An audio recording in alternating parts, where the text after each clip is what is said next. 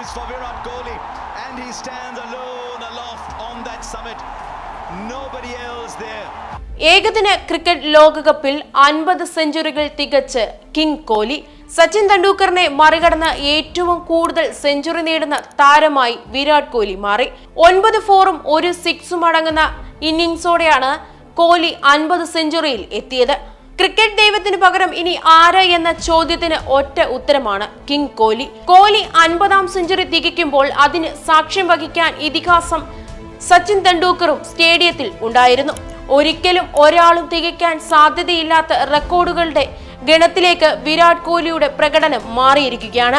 നേരത്തെ ഒരു ലോകകപ്പിൽ ഏറ്റവും അധികം റൺസ് നേടിയ താരമെന്ന സച്ചിന്റെ റെക്കോർഡും കോഹ്ലി മറികടന്നിരിക്കുകയാണ്.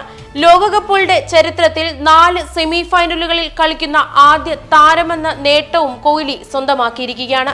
2011, 2015, 2019, ഇപ്പോൾ 2023 ലോകകപ്പിന്റെ സെമിയും കോഹ്ലി കളിക്കുന്നു.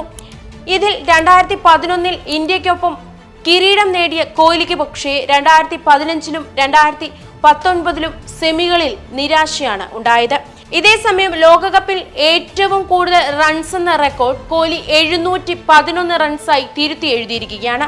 2003 ലോകകപ്പിൽ സച്ചിൻ നേടിയ 673 റൺസാണ് പഴങ്കഥയായത്. കൂടാതെ മത്സരത്തിൽ അർദ്ധ സെഞ്ചുറി നേടിയതോടെ ലോകകപ്പിൽ കൂടുതൽ തവണ 50 മുകളിൽ സ്കോർ ചെയ്ത താരമെന്ന റെക്കോർഡും കോഹ്ലിയുടെ പേരിലായി.